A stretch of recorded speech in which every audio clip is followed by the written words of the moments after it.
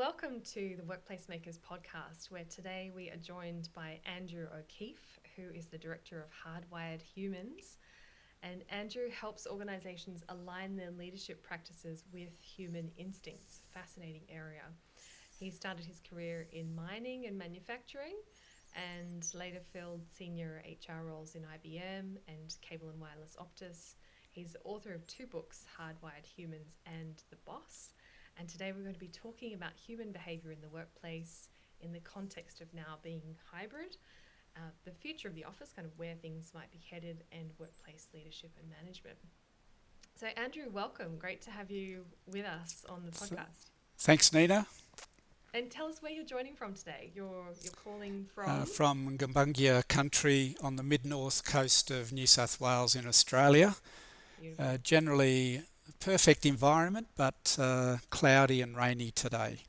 Yeah, right. Yeah, lots of rain's been hitting that east coast. So, I imagine you're looking at the cloud out there and hoping it'll go away.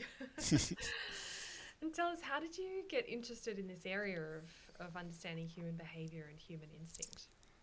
I got about halfway through my career through that track of industrial relations and human resources in mining, manufacturing, professional services. And as I got into more senior roles, it suddenly struck me that the sort of issues that get talked about in leadership and on the executive, around the executive table, were uncannily similar from one organisation and sector to another. Things like, we see a lot of silo behaviour in this organisation, and we need to be a one firm, or you wouldn't believe the informal grapevine in this organisation, or our managers need to get better at having the tough conversations. And so those sort of issues, common across sectors, across countries, starting to ponder, can't be explained at the organisational or the sector level. There must be some other and deeper and broader explanation of this common attribute is that we all employ people, and that led to probably being ready to then explore more about human behaviour and basic human instincts. Interesting. And so you've really come at it as a practitioner, as a leader, and someone who's bumping up against these issues, and then looked for a deeper explanation of that. Yeah, and I'm not. It's not in. You're right. It's not in an academic sense. It's just observing and curious. Great, and love that you bring that leadership perspective, so you can translate it into what does it mean practically. And so you have behind you a framework. You're working with a framework of human instincts. Can you tell us about that, and what does that framework involve? So when I was pondering around that executive table, this common behaviour, then I say 20 years ago, but it's really this eureka moment was probably 19 years, 6 months, 3 weeks, a couple of days and the like. I read an article by a Professor Nigel Nicholson from London Business School. And Nigel's key proposition is that through the long journey of human history, it's only beginning in the north of England with the Industrial Revolution. About 250 years ago, we moved from our different, more natural environment into workplaces, and that's not very long at all. At the maximum 250 years to alter basic human nature. We bring the behaviour that served us well over the long journey of human history into workplaces, and Nigel's genius really has been crystallising so much academic research into a framework of 9 instincts, and just that awareness of the 9 instincts, it was that eureka moment that said, wow, this makes sense. That explains so much of those behaviours, good or bad, we commonly see in workplaces. And the great benefit of that is if we can make sense of this mysterious subject, often of human nature, then we can make better leadership choices. Yeah, that's so interesting. Something that occurs to me is that people might want to do different to how their instincts dictate, for want of a better way of saying that. But at the core of it, if those instincts really explain the negative things that we see in the workplace, do they also explain some of the positive things that we see? Yeah, very much so. So positive things like the way we go about bonding and relationships and positive team environments. They explain the positives around the appropriate use of leadership positions. Call it power. I'm happy to call it power because power has a bad rap, but it's really like Goldilocks, just using power just right.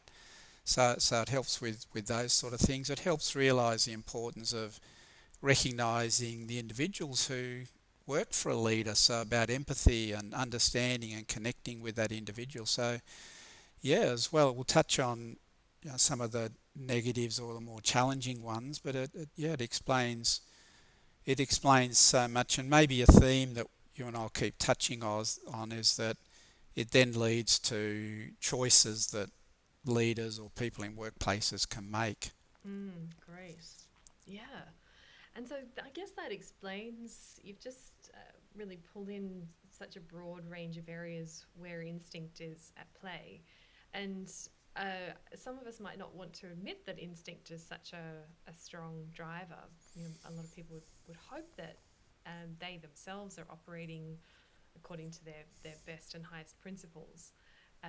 But why, what's, obviously there's a bit of a tension there. Why is instinct such a valuable thing to tune into? Yeah, it covers the unconscious drivers, often the instant and emotional response. I was once I presented to a lot of leadership groups, and one on this particular day was to a group in the supply chain industry, who would pride themselves on being logical and rational and analytical. And one of the instincts is emotions before reason. Our brain is wired where we process information first based on that instant emotion, and then the rational kicks in, 6/100,000th of a second later. And when I introduced the topic of emotion before reason, this person a minute later, he said, I reacted emotionally to that. I said, no, we don't. And then he thought, hang on, what did I do? So it explains the unconscious drivers. It explains that although we pride ourselves in many industries, not every industry, some industries are happier, more comfortable to talk about, the emotion and the feelings and whatever. But the point is that we might pride ourselves by being logical, analytical, and reasonably, but so much of it is these unconscious and instant drivers.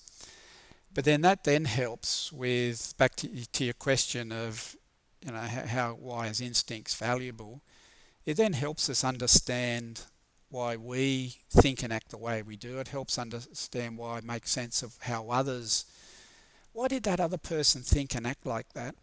And then again, it leads to then good choices. If I'm a leader, I'm a colleague in a workplace, knowing that if I do A, which is what I might have always have done, then I can see now why that might not work or it will work.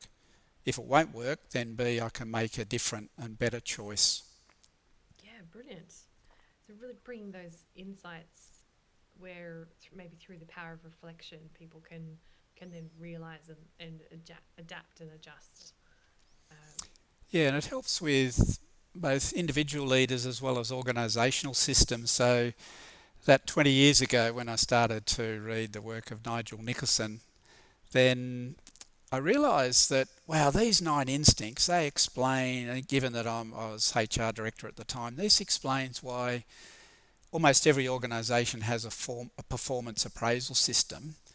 But B, you look at the list and you say, that explains why we tend not to like the system that we have. And invariably around the executive table, it was, Andrew, our performance appraisal system isn't giving us what it should. Can you please redesign it just one more time? And so what I did with the team, this was around the year 2000 and a little bit, around 2000, with a really good HR team at the time, and we were talking about human nature and human instincts. And I said, here's the challenge. This explains, I reckon, why we invariably, you could predict a species like ours would invent an appraisal system. B, it explains why they tend not to work. The exciting one was C, let's design one that's fit for humans. So we designed it, rolled it out, and the managers and staff loved it. For the first time in their lives, they're having 1.5, 2 hour, really productive end of year performance conversations. I didn't feel confident at the time to say, yeah, that's because we've designed it based on human instincts. I would nowadays, but at the time we just let it speak for itself. Great. And yeah, what was so distinctly different about that? What made it work? Yeah, the key insight is that in organisations the size of which we're not naturally designed for, big or large organisations, let alone global and complex organisations, we weren't designed for such large congregations or large populations, and so we've invented all sorts of systems to try to control the interactions, and one of the things that humans will negatively respond to is being judged. And yet in organisational power relationships in large complex organisations, we can't almost help but try to classify or judge, which is a downside of power. So what we did I'll go back a step, and then if you're about to be judged and classified and rated in a conversation that you're about to have with your manager, you tend to be defensive, and certainly after the first occasion, probably as a young person, the first appraisal you've had, you've learned that you need to play the game and not give the manager anything that is going to allow them to score you down. And so then the conversations become protective and defensive, waiting for the judgment. And so what we did was to not have the judgment, call it a rating, which tend not to be used for very much at all. And I'd been around long enough to know that it's almost reversed engineered, the ratings. They're not as objective as what was maybe designed 50 years ago. And so if we avoid the judgments, the rating, the negativity, which causes defensive behaviour, then people can have a more open and productive conversation. It really goes to the design to say, do you want to have a system that gives you a score of a person, or do you want a system that allows open and productive developmental and performance conversations? Brilliant. And that drives, your objective will drive the design. Brilliant. Yeah. And once you've redesigned around that, you were getting much more productive conversations, and presumably you saw the ultimate impact, which was performance improving. Yeah, performance improving, people having a better relationship with their manager that leads into engagement and productivity and the like. Nice. Yeah, all the things that we want for a sustainable organisation that can grow. And so if we think about, let's take it to another arena, I guess, in organisations, one that we're dealing with more and more, and it feels like we're just speeding up in terms of change management, that there's more an increasing need to change, and that change itself has more and more layers of complexity to it as time goes on. And so with your framework of instincts, how can leaders apply that or use that knowledge in that arena? Change management's a favourite one to talk about, because this was a real informative moment when I really became curious about what was happening around me. In the mid-1990s, when I worked for IBM, I was the HR director of a joint venture IBM in Australia set up with, first of all, the large Australian company Lendlease, and then later Telstra. And we started to win outsourcing contracts, initially the integration of the IT groups of the three organisations, and winning outsourcing contracts. And I noticed that the conventional wisdom that's talked about change in organisations is not accurate. Conventional wisdom says that people resist change. Up until a certain point, I'd accepted that as professional dogma, and certainly coming through the leadership and HR space, that was spoken as though it was true, and I'm sorry to say I accepted that for a fair part of my career. But through the significant changes, I noticed that, yeah, sure enough, some people resisted the change, and that was fair enough. If you worked for the Victorian State Government, then you chose to work there, and you didn't really appreciate being advised that we hope you leave our employment and go and join IBM. That's not for everybody. But in organisations like that, there was a bunch of people, not many, but if n equals 1, it was bigger than that, then the definition of change, people resisting change, can't be accurate. It must be something else. And then with the team, I was pondering that, and we were doing things that where we didn't give up the game that says, well, this is all going to be negative because people resist change and we have to force it through. We started to do some positive things, which I'm pleased to say, that 3-5 years later was really nicely captured, as scholars tend to do, with the 9 instinct framework. And one of them is the big one, which explains how people actually respond to change. And I'll just preface the conclusion is that if we know what really happens, that leads to exciting options for leaders. So what really happens is that when people first hear about a change, they have to classify. They have to make sense of it, and those classifications are in a binary nature. Like on a variation of good or bad in change management will be, is that good for me or bad for me? Is that for gain or for loss? The big swinger then is if I don't know how this integration might work, or transition, or relocation, or new policy, or new system of work, or restructure, if I as a human don't know how that's going to really impact me, and that's certainly the case generally at the beginning of a change, then the big default in the way we make sense or classify our reaction is a version of loss. So there's an instinct called loss aversion that says if we're uncertain about how something might affect me, then the default will be, and I'll err in keeping out of harm's way.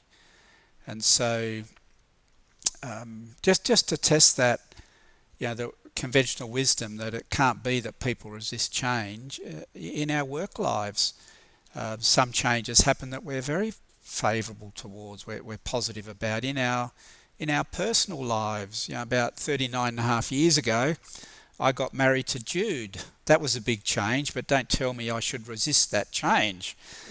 So it just doesn't stand for reason personally or professionally. So it's conventional wisdom and the change management tools and systems, methodologies that talk about or have an unarticulated assumption as their base that people resist change, it's a misreading. And then if we know it's really about loss aversion, then that opens up some really productive interventions for leaders. Brilliant. Fantastic. And you can see how that instinct really drives behaviour, especially in that area when it's something so connected to how safe or how how open people are in their themselves and in their mind. Yeah, so like a big step for leaders, knowing that people are going to instantly classify the in your planning is to work through how am I going to influence the classifying moment, the very moment when people hear about this change. How are they going to feel, and how am I going to influence that moment? And this is on the basis that almost all change in workplaces tends to be okay. It's for a valid reason, and it generally turns out, certainly for almost everybody, to be okay. And what we're trying to avoid is the weeks, months of distraction from productive work or the anxiety that people suffer by often leading people in doubt. So if I want to influence the classifying moment, then I'll be very conscious about where are people at the very moment they hear about the change. Definitely what I won't do is send out an email announcing the change. I'll probably not call everybody to a large, often called town hall meeting, because I'm not sure how people are going to feel leading up to that up to that event. To get people to an event in 2 or 3 weeks' time, I've got to send out an invitation at some point. So then I've left 2 or 3 weeks of uncertainty. And then guess what happens when people are uncertain? We use our incredible vocal capability to gossip, and people start making up themselves, or people who want to stir up the grapevine negatively, they have a moment in the sun.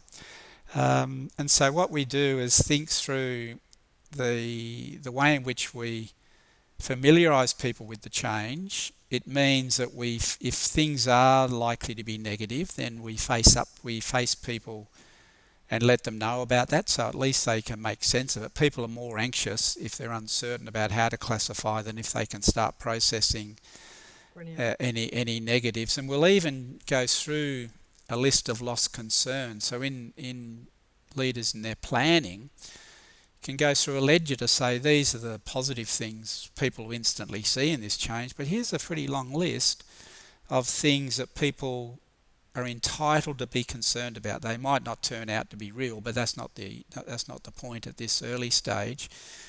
And I want to demonstrate, to people when we start communicating, that these are the sorts of things that we think will be on people's minds. These are the things that we're starting to look at. Please, by all means, add to the list if there's other things that you want us to look at and attend to. Then we'd love to hear from you on that. So there's some of the sort of things that once people move beyond the myth that people resist change, then leaders can start doing much more productive things in leading a change.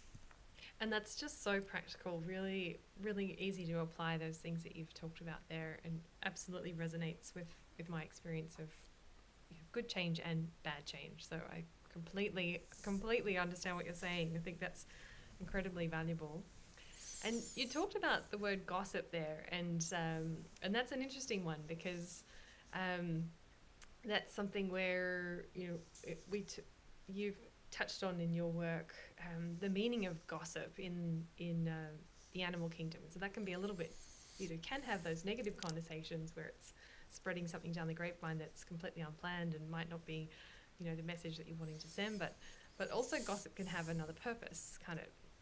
Yeah, gossip is overwhelmingly positive. So gossip is the way in which humans bond. So every social species, the apes and the other primates, they bond by way of grooming. So they hang around with individuals in their community if they get on well enough with those individuals, and they sit around grooming in order to bond. Now, we don't groom physically with our great vocal capability, which gave us language. We engage and bond with others through chit-chat, otherwise known as gossip. So, and gossip is any topic of conversation other than task and technical work. So if all their conversations with colleagues, direct reports, their boss, their clients, their peers, are always task technical, as important as those conversation topics are, they do not constitute bonding. The bonding conversations are things like what makes that individual who they are, hobbies, interests, but also workplace chit-chat. You and I might work in the same organisation and we get on pretty well, and I was at a meeting and I heard something that I thought, well, that'd be pretty handy for my mate Nina to know. So I'd probably contact you at the first opportunity, say, hey Nina, just a heads up, this was talked about at this meeting. Now that's not, I don't mean that to be backstabbing and mischievous or malicious. It can be used like that, but it's in such a small proportion. And so, the important thing of this topic of gossip and grooming is that we can't be bonded unless we engage in chit-chat. Yeah, and that's how important it is that we actually can't be bonded without that. Another way of saying that might be small talk. Does that sound? Yeah, that's a really good way to describe it. Yeah. And so that's a particularly interesting challenge when you've got people who aren't always engaging as much now with each other as they were, because in the hybrid world, let's say people are working from home 2-3 days per week, and just by virtue of the fact that they're out of sight, out of mind, often colleagues don't reach out and connect as much as they would have otherwise. So there's less of that connection happening. And so do you think that's good or bad? What could we expect in terms of bonding as a result of that? Yeah, hybrid work is a real challenge in terms of posed by this framework of human nature. That in globally dispersed organisations, of course we can't always be physically together, but if we're implementing or maintaining hybrid work where people in the same location are working 2 or 3 days remotely, say at home, then that's not the best environment for humans to connect, do their best work, to bond, to innovate, to be productive. It's really challenging, and I don't think it's sustainable. And that's a big call. So, what would you be looking for in an organisation? I certainly, I can't disagree with you, because I think it can be unsustainable in many organisations. Um, and so, what would you say leaders need to look at from this instinct perspective to understand whether it's sustainable or not? Well, even just to test that sustainable, I think organisations were misled in the early days of COVID.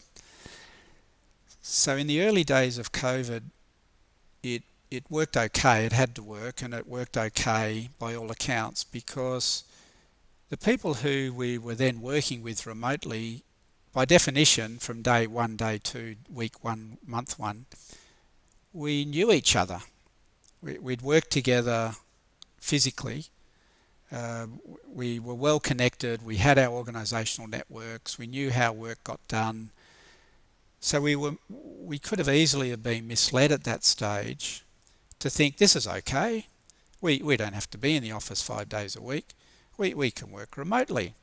And the second part of why we might have been misled is that the work that would have been the priority work in March, April, May 2020 was work that maintained existing processes. We're now 2.5 years, getting on to 3 years down the track, and a number of things have changed. Like the most, I think, dramatic example is imagine being a new person, let's say in their first job, working in a hybrid environment where they don't see their colleagues 2 or 3 days a week. So we've reduced by half the content, and probably more so because unless everybody was in the office on the 3 days that the young person's in the office, the new hire's in the office, then it might be months before they get to meet everybody, let alone form a working relationship. How would you go? And that's a new person to workplaces, let alone, and it includes then people new to the organisation. How do they establish a network so they can be really productive? How do they learn the ropes? How do they learn the culture? So for those two reasons, that it was basic maintenance work, and secondly, working with people in the early days of hybrid work where we knew each other, that would have led us to believe that it was going to be okay and it's sustainable. I think a lot of trade-offs are around personal networks, and personal networks have a direct relationship to how productive and effective individuals are. It impacts the creativity and those informal conversations we might have. Yeah, it impacts on the bonding, and leaders have to be really, really active in ensuring their bonds are maintained with individuals as well as the team. And I just think we trade a lot off for what? And I think there's two reasons in favour of hybrid work. One of them is that clearly there's less commute time, and that includes then more flexibility of hours. And the second one is if you happen to work in a toxic environment, or if you work for a nasty boss, then actually you're probably very happy to work from home 2 or 3 days a week. Yeah, less exposure to the politics and the microaggressions is a term that I've seen. Just total nastiness it can be. And what worries me about that point is that it's then an excuse for organisations not to attend to negative and suppressive managers or do something about a toxic environment. Please, people, don't use it as a cop-out to avoid addressing any underlying issues that makes flexible work very attractive to a certain set of people, which means, great, I don't have to be in the office. Mm. Yeah. Yeah, then you're right. There's a huge win when organisations do get this right, and I think you've just really clearly outlined a strong set of reasons for them to look at their hybrid work model and how effectively it is working. And I also think of like my example for having a team member who's worked with me for 2.5 years, and we've been remote that whole time. And last quarter we exceeded our goals by 19%. So we're obviously we're doing something pretty right, but we're also growing together in our teamwork. So there's one example, and then you think of a range of different organisations that are able to manage the remote challenge to certain degrees within their business, by work redesign, by using video, by arranging the time that they're going to be in the office and what are they going to do in that time. So I think what you've outlined is a really important contrast to a well-managed hybrid work model, and that's key. Yeah, like I said in the preface comments on this subject, that in the nature of work, where we work in large global organisations, or in your case, probably your colleagues in a different part of New Zealand or somewhere else in the world, of course we're going to be remote from each other. But it was a question of, is it by choice, or is it because we're forced because of physical distance to work remote from each other, or are we doing this by choice where we could have been together physically? Yeah, that's a good point. Because choice Yeah, really and then makes if we're remote from each other, like at one point as HR director, I had a direct reports in different parts, a couple of other cities, and one of them, Helen Connor, was in Manchester in the UK. Now we were remote from each other. She was HR leader in the UK business. Now Helen and I then implemented a way in which we could bond and easily relate and chat with each other, and that what we decided was to have a Friday informal chat. Friday late afternoon, early evening my time was early morning her time in Manchester, and so we made sure I was really keen that was just our chit chat time. nice. How was the week, and I made sure that I didn't, as a manager, slip in technical task Yeah. topics that might have been very important, but I left those aside till our next one-on-one catch-up. This was just our Friday chat, as though we went for coffee together, and that worked really well. And I learned a little while later, after I'd left the organisation, that Helen really missed those Friday morning conversations. Yeah, lovely. And it's a very similar strategy to what they outlined in Remote. So the book that came out probably 3 or 4 years pre-COVID by the creators of Basecamp, a company called 37 Signals. They wrote one of the first really great reference books on how to do remote really well, and that was exactly one of their habits, is that they would set up a call once a month just to deliberately talk not work. And so work was off the cards, but this was a how are you, let's talk about everything else except work. And people, initially it's being formal about being informal, so that feels a little weird. But then people get over that pretty quickly, and actually, like you say, start to look forward to it. Very much. Yeah, absolutely. Amazing. I feel like we could absolutely talk. We could talk so much more, and I'm aware, there's there's other things to dig into with what you can share around human instinct, and so I think we probably need to hold it over to another time. Sure thing, sure thing. But any final words on this before we kind of I ask you my final question? um, yeah, the last word would be that leadership's really critical, and it's important for leaders to enjoy their role. It can be a tough role, particularly the people part of it. And so if we can make sense, if we these ideas that help make sense of people's behaviour, other people's, my own behaviour, then it allows leaders to perhaps enjoy their role in the way that they deserve. Mm, love that. Yeah, I'm a huge fan of that. And how can people find you, or if they were going to try to reach out? Yeah, so my website is hardwiredhumans.com, hardwiredhumans.com, and the book that covers this in detail is Hardwired Humans. Lovely, fantastic. And my favorite question is, what is your favorite meal to cook or eat?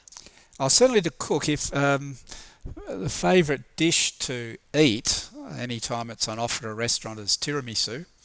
Oh, To cook is a risotto. I find that's my go. I do the cooking in our house.